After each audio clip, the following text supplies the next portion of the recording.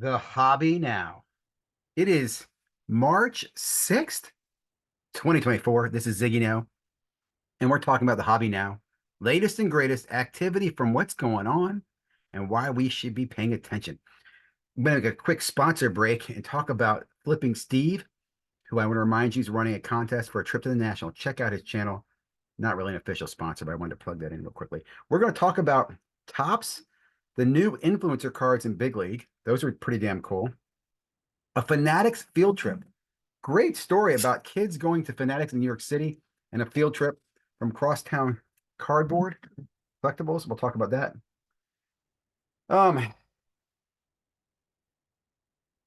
Geoff Wilson was grilling Panini on those over those autographs. I think that was last Wednesday night, which is all cool, but I'm going to bring attention to why was he grilling Panini? Why doesn't he grill Tops equally? Um, oh, forgive me as I'm trying to read my notes here. Peter, Peter, I'm talking SGC, probably the biggest untold success story in the hobby since 2019. From 2019 to now, like life-changing hobby story. We'll talk about that and SGC and the fanboys and why they're upset.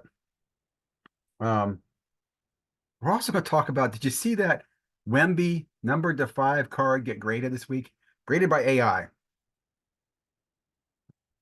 I don't care. Slab market, not accurate. I heard all this talk about PSA, SGC. We're going to talk about this too, about what size the slab market is. The market numbers they're giving you is not the market cap of what the slab market is. We're going to talk about that. I'm going to close on, and I'll even open up on this actually. I'm going to open up on this statement. I will close on what I'm doing in the hobby. With that being said, thank you very much for joining us at the hobby now. Again, like I said, our sponsor is Flipping Steve. If you haven't watched him, check out his channel. He's doing a giveaway to the National. You basically have to follow it. There's going to be a contest. It's really well done. You're going to really you will enjoy it. Now, let me make this opening statement. Today is March 6th. Today is also opening day for Series 2, um, Series 2 hockey, and the chase for Connor Bedard is on. I'm going to have to switch my glasses. I'll be honest, these are driving me crazy. I'm going to have to just go to the old blind man glasses. Chase for Connor Bedard is on. Connor Mania. And that's just taken off, guys. Just taken off today. I went out today looking at Walmart for Series 2 retail because to find hobbies a pain in the ass. Although I do think hobbies is the way to go. We'll talk about that later more. $1 million bounty in play. Heard somebody complaining about that. We'll leave that in today. CJ and AR keeping the NFL market strong. Baseball starting up. Right now, it's a great time to be in the hobby. Like I said, Wemby Mania, Connor Mania, it's the hobby's strong, really. All cylinders of the hobby. What I look at is the modern hobby. The modern hobby. The modern hobby. This class, these releases, this products, these are hot. This is what's going on. That being said, is the hobby just a big casino? I mean, I've said this before. I think I'll keep saying it every week. Yes, yes, the modern hobby is a casino. It's not a place for children. Kids should not be in the modern hobby. I'm not gonna sit here and if you tell me, oh man, I'm doing it for the kids, I'm gonna sit there and go, really? Tell me about it. Tell me what you're doing for the kids. I mean, come on, people. The modern hobby is not for children. We actually should be a little more exclusive. What we have going on here, the prizes, the bounties, the chases, and I'm not gonna say schemes, but the way you go after something. For example, my understanding is there is in a case of Series 2, you should get 1 point something Connor Bedards. There's an average of 1 per case. 1 Connor per case. Okay. So kid comes into a hobby shop. He opens up a box. He pulls the Connor Bedard. Hobby shop owner comes up to him and says, look, son, I'll give you 2 hobby boxes for that Connor Bedard. The hobby boxes are selling for $300 a pop. So that's $600. The kid thinks he's doubling his $300 investment. I'm doubling up. The Connor Bedard card, though, is selling for $1,000 on eBay. Now, that happened. That story's almost real. Here's the point of that story, though. See, the owner knows you can't hit another Connor. It's very unlikely, mathematically, statistically, on the casino, you're not going to hit the double green 0 again in this case. I'll give you 4 more boxes. I'll charge you for the last 2, but you're not hitting another Connor. You just hit the only Connor. I got the Connor. You sold it to me. I made money. Do you see that? That's an example of where we need to recognize what this hobby is. If you have that knowledge can and will be used against you. That kid didn't know any better.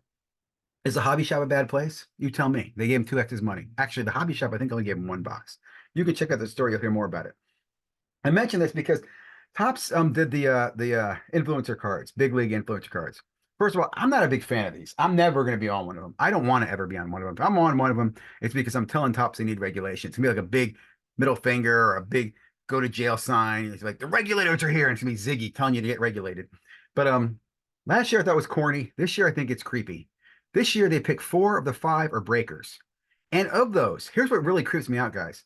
These aren't breakers who've been established, allocated, hard-working, churning breakers. This isn't Jaspy. This isn't Mojo Breaks. This isn't Leighton Sports Cards. This isn't Platinum.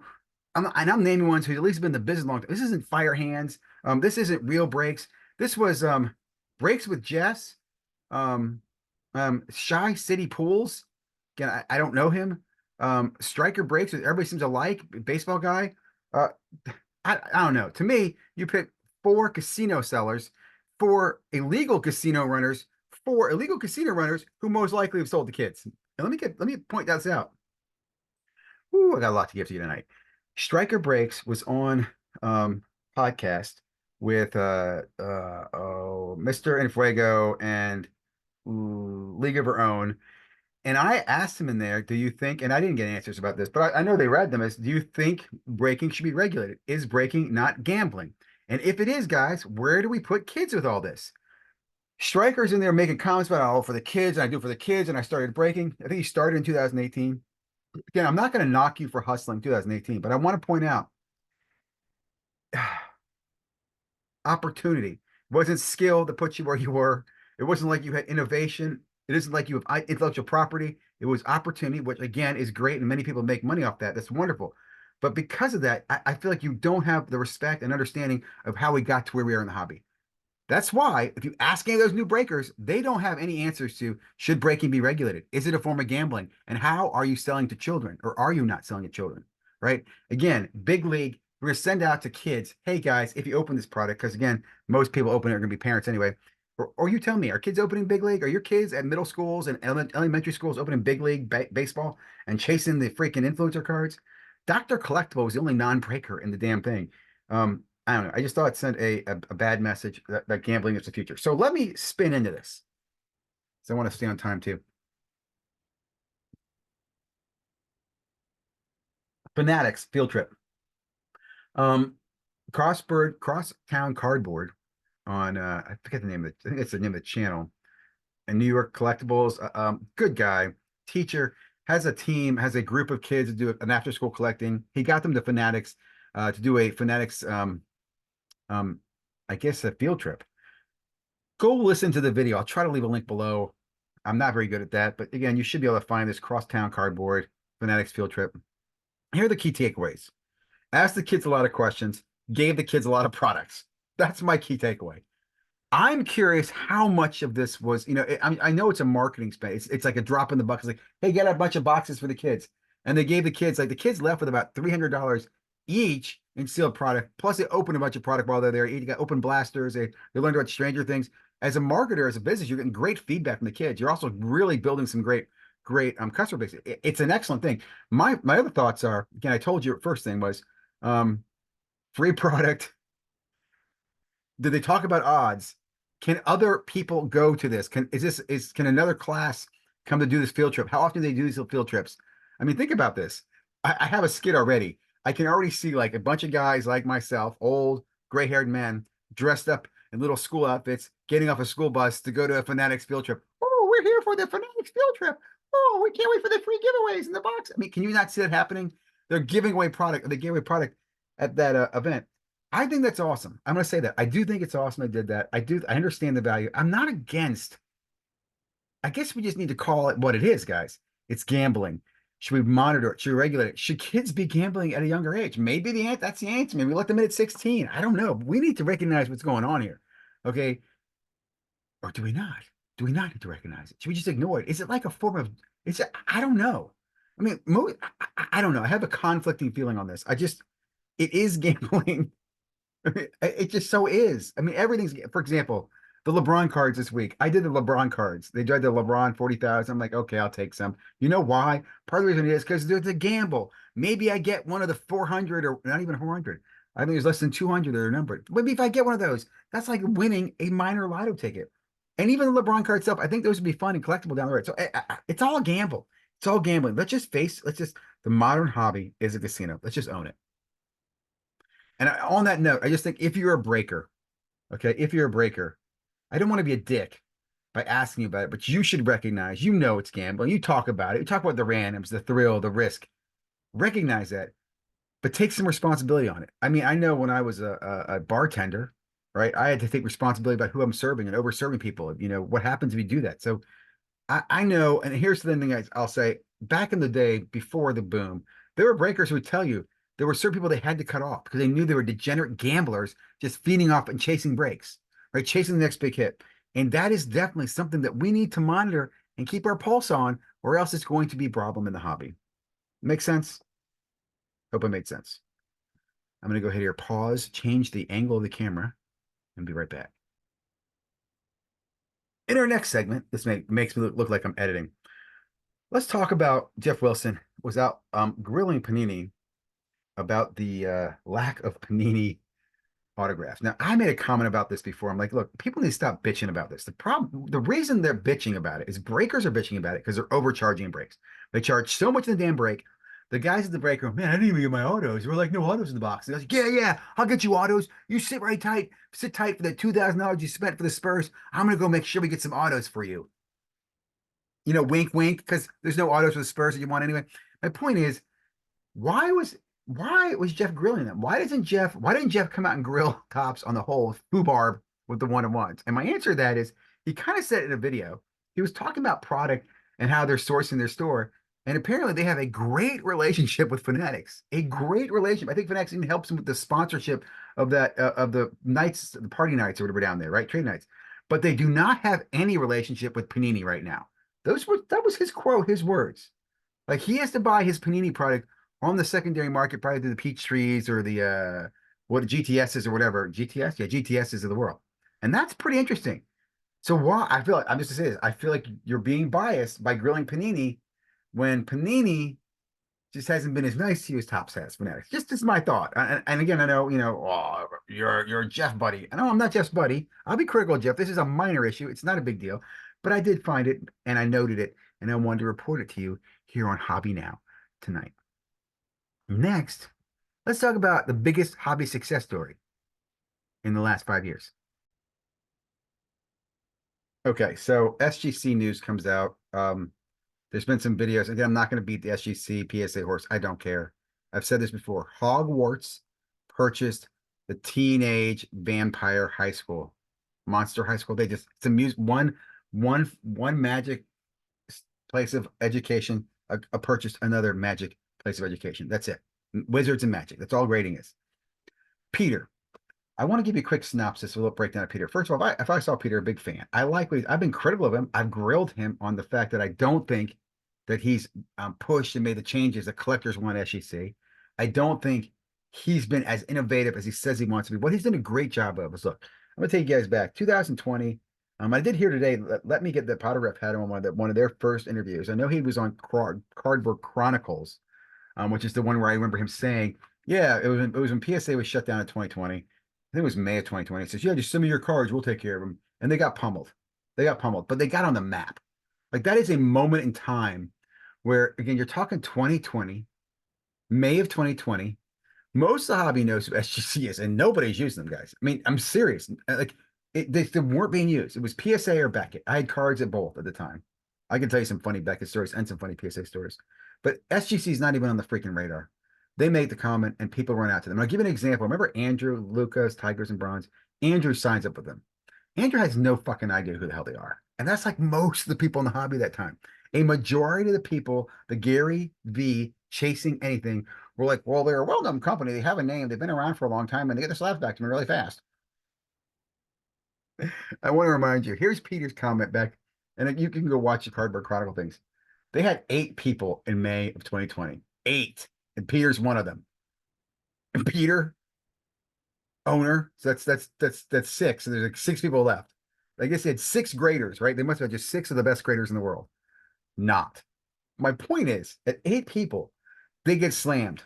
Between that, then, right, they go through a fast growth year. They're on the border. Everybody's talking about them. You have these fanboys come out. The tuxedos. SGC's great. SGC wonderful. SGC.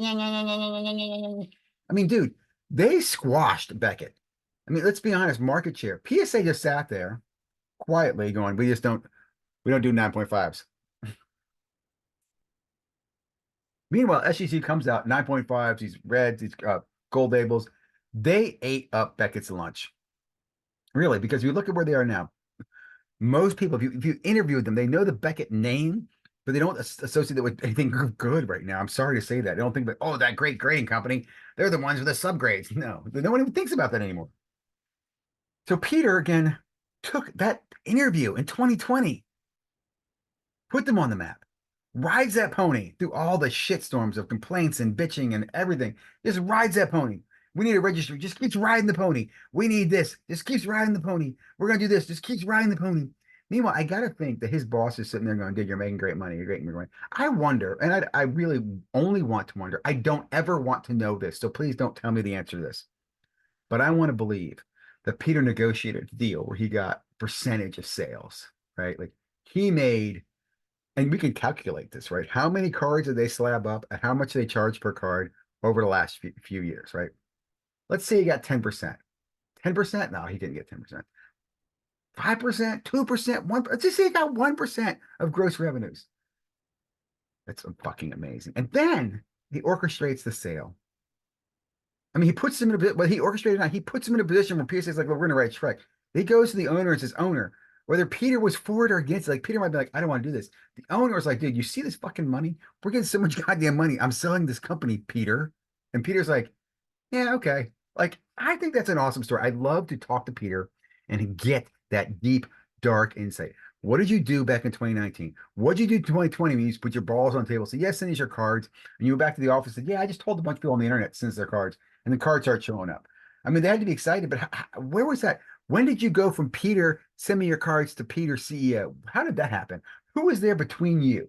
Who is still in the company today that was there 5 years ago and looks at this and goes, holy shit, Peter just crushed it. I want to know those answers. Um, and again, I think that's one of the best. And the reason I bring this up is there's that movie out, The Hobby, that I can apparently I'm not sure if I'm going to watch it. I don't want to talk about it too much, but listening to them made me think about that is probably the best story. Hearing of Peter's rise would be amazing. Now, that being the case, let me switch over to PSA fanboys. And one of my favorite fanboys, and God, I mean this in the nicest way, Omar from Retrohoops. Um, Big SGC fanboy. Like you would think his dog was hit by a car when SGC got purchased. Same thing with Bobbles. Dude, Bobbles was on this morning or yesterday, and it was a good video, but dude, it was like his world was over. Series 2 hockey is too expensive anymore. Man, these guys, dude, if you wasted too much money on SGC, if you didn't spend all that money buying SGC tuxedos, you would have bought PSAs, you would have sold PSAs, you guys would not be complaining right now. Sorry to tell you that. That's the God's honest truth. Anyway, Retro Hoops, here's a story I want to bring up to you. He starts his show off, Card Hedger, I forget what it's called, um, grilling.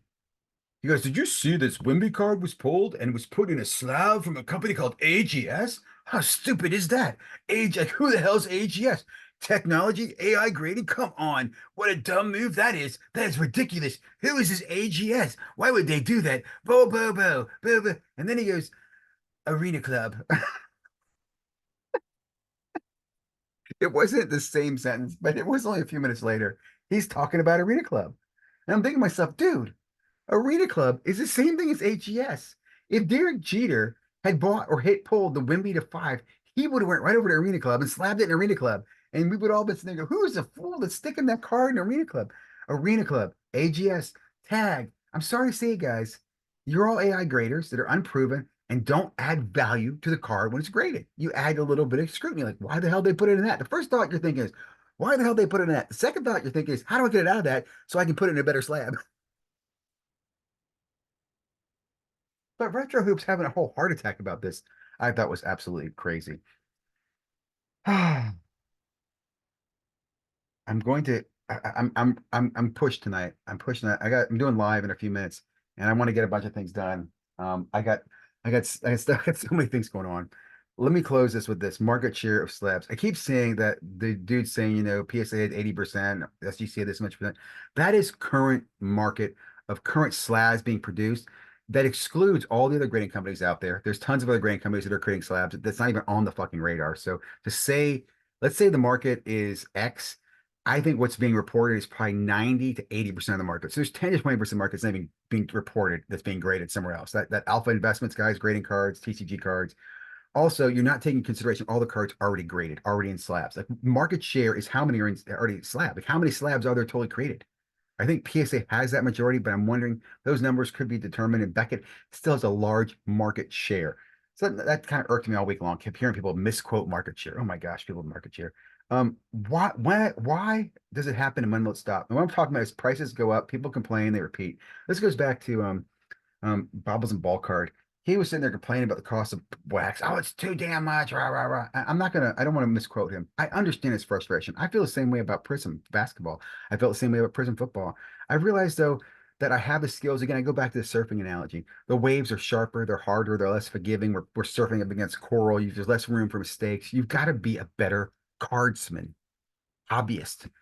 I find that the best way for me to do that is to focus in on certain products, go after certain rookies and grade. And I go after them in PYTs. And I have expanded that into retail. And I'll probably expand into buying some singles now because I do realize there's some great value there. But I'm not going to complain about it because it is what it is, and it's only going to get more expensive as we move forward. Because again, this is not like I put it this way, it's a casino. Remember when they let you in? There was quarter slots, and then there was dollar slots, and then there's $5 games, and then there's $25 games, and you're sitting there pissed because you're just watching.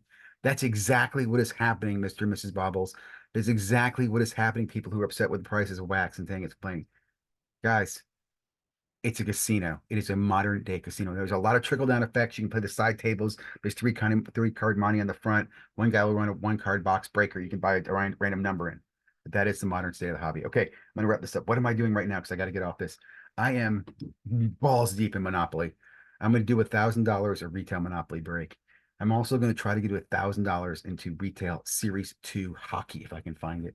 And then I'm eating up these goddamn things like crazy. I'm going to launch a series of breaks. Yeah, breaks, Ziggy's breaks, but they're all going to be fake. They're going to be complete farces. They're going to be jokes. They call breaks gone bad. But I mean, instead of ripping products, they're talking to them. I'm going to pretend like I'm a breaker. I'm going to fucking make fun of breakers. So look forward to that coming. Breaks gone bad will all be fake. And when I start doing them live, I'd love for you to come in and banter with me. Talk some shit. Let's have some fun.